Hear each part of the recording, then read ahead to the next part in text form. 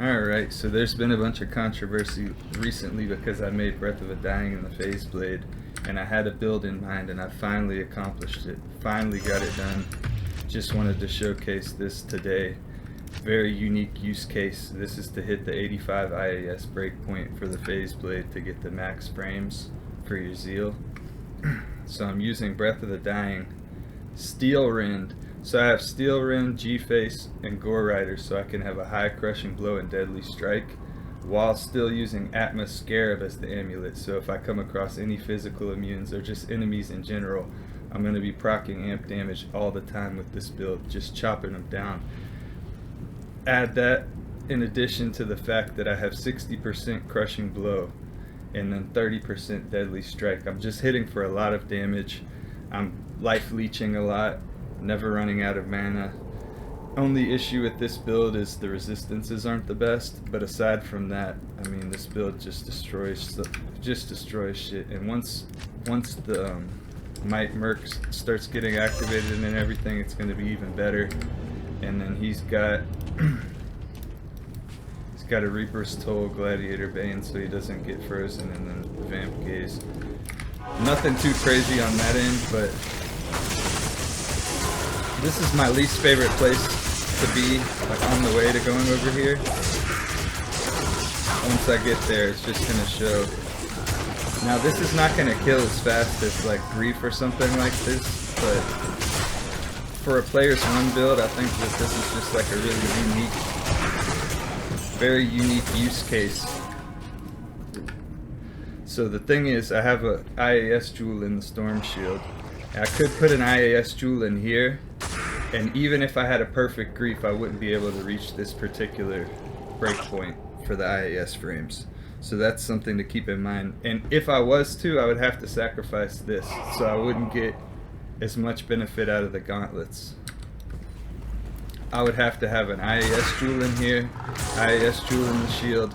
I'd have to have a perfect Grief with 40 attack speed, and then I think I would have to swap these out for laying of hands as well. So I mean, it's just a totally different build. I think that this could actually potentially kill certain bosses quicker, maybe even, because proccing that amp damage is just so deadly against bosses. So I'm only hitting for 3,000 damage, so when my max that I'm going to be hitting for with my damage is going to be like 6,000 when I hit, or I guess a deadly strike and crushing blow stacked together, then I can get like some pretty crazy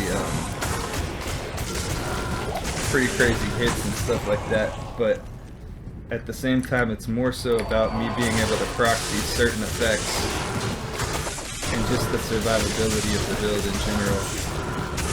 I got the Wisp Projector on, and the Wisp Projector is constantly casting. I mean, you just constantly see Wisp Projector going off. Atmas goes off a lot. There it goes right there. I probably should just run ahead and get into the Sanctuary so I can really showcase the build, because this isn't really doing justice for it quite yet.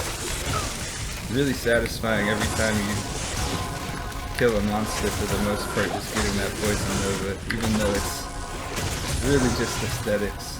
I don't really think that it's anything to write home about in terms of the damage on the Poison Nova. But I mean, if you just see, every time I hit the enemies, I'm doing enough damage to where it brings my life back to a good level. I just don't want to get a bunch of fire breathed on me or get amp damaged myself, and then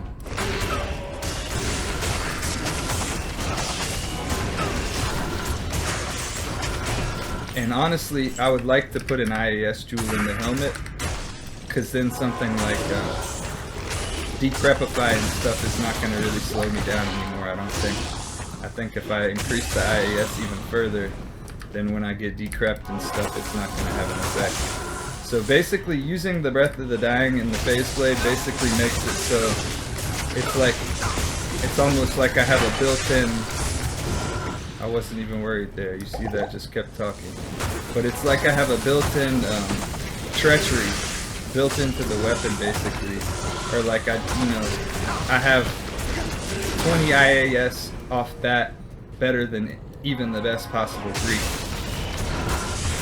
So with that in mind, it's just and then you free up ring slots. You don't have to put a dual leech ring on. You don't need a ring with any, you know, life leech or anything. See, that's my whole reasoning behind using Breath of the Dying. It doesn't do as much damage as Grief, obviously, but I mean, for a melee build in general, you're not doing a whole bunch of AOE. So, in terms of a melee build, your clear times, at least on players 1, is going to be very similar. You're not going to really, and then I imagine even on highest player difficulty, you know, you're just going to benefit from the deadly strike and the crushing blow. You just might have a little bit of survivability issues over time. But aside from that, I don't know. Having a lot of fun with this build. Plus it doesn't hurt. The Storm Shield also gives, the Storm Shield giving that negative damage, that damage reduction.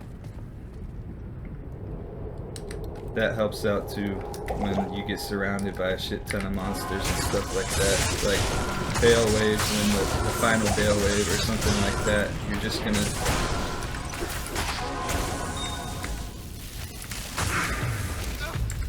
final Bale Wave, you're just gonna kind of just tank through everything.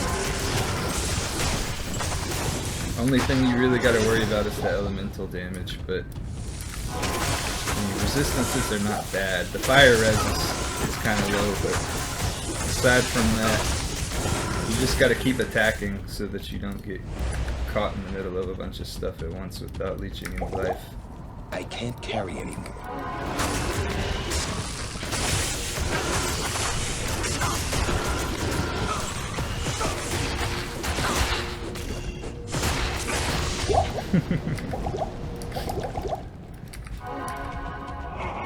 Kind of satisfying to do that.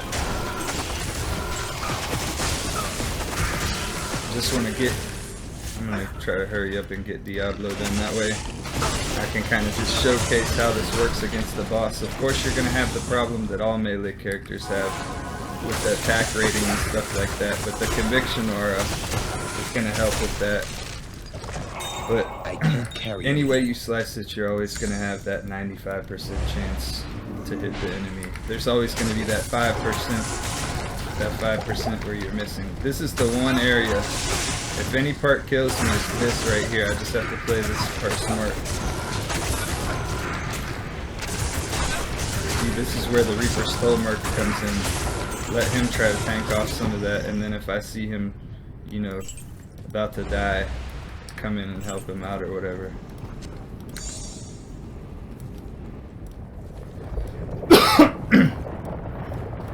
Alright. Not even death can save you from me.